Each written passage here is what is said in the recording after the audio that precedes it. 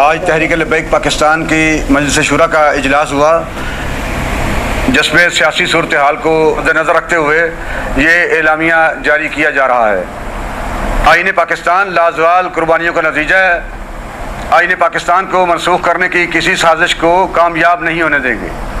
پاکستان میں جاری شدید آئینی اور سیاسی بحران میں سابقہ حکومت یعنی تحریک انصاف اور اپوزیشن مسلم لیگ نون اور پیپل پارٹی، جن تینوں کے ہاتھ ہمارے لہو سے رنگے ہوئے ہیں، ہم ان کی رونت کو خاک ہوتا دیکھ رہے ہیں۔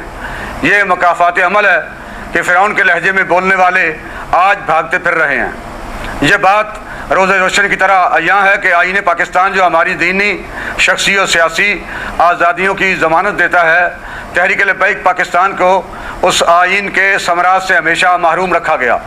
اگر آئین پر عمل ہوتا تو ہمارے مطالبات ریاست پاکستان کے مطالبات قرار پاتے، ہمارے جگر کے ٹکڑے چھلنی نہ کیے جاتے، لیکن اس ساری صورتحال پر پاکستان کے دینی طبقات اور ناموس رسالت و ختم نبوت کی محافظ جماعت تحریک لبیک پاکستان خاموش تماشائی نہیں رہ سکتی، خاص طور پر جب ہم آئین پاکستان کے خالق اور روح رواں امام الشاہ احمد نورانی صدیقی اور مجاہد ملت مولانا عبدالستار خان نیازی رحمۃ اللہ علیہما کے فکری وارث بھی ہیں۔ آئین سے اس کھلواڑ کو کسی صورت بھی برداشت نہیں کیا جا سکتا۔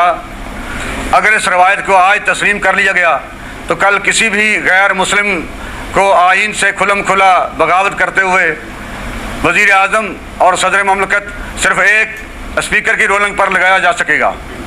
آئین میں موجود مسلمان کی تعریف اور قادیانیت کے عقائد کی روک تھام پر ایک بڑا سوالیہ نشان لگ سکتا ہے۔ کیا ناموس رسالت جو ہمارے عقائد کا ریڈ زون ہے 295C پر ہم ممکنہ سمجھوتا برداشت کر لیں؟ صدارتی نظام کے شوشے کے پیچھے بھی قادیانی اور اسلام دشمن لابی ہی سرگرم عمل ہے، جو ہمارے آئین سے اسلام کو نکال پھینکنا چاہتے ہیں۔ ہمارا آئین ہمارے دینی اقدار کا محافظ ہے۔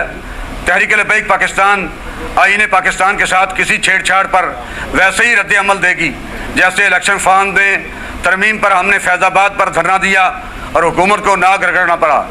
ہم پاکستان کی عدلیہ سے استدعا کرتے ہیں کہ عمران خان آئین کو لپیٹنے کی سازش کر رہا ہے، اس کی تحقیقات کی جائیں، کیونکہ آئین پاکستان کو ختم کرنا دراصل قادیانیوں کا ایک پرانا خواب ہے، جس کے پیچھے اسلام اور پاکستان کی تمام دشمن قوتیں اپنے ناپاک عزائم کے ساتھ اکٹھی ہو چکی ہیں۔ دار ختم نبوت زندہ باد، زندہ باد، من زندہ سب نبیًا باد۔ وقت کرو۔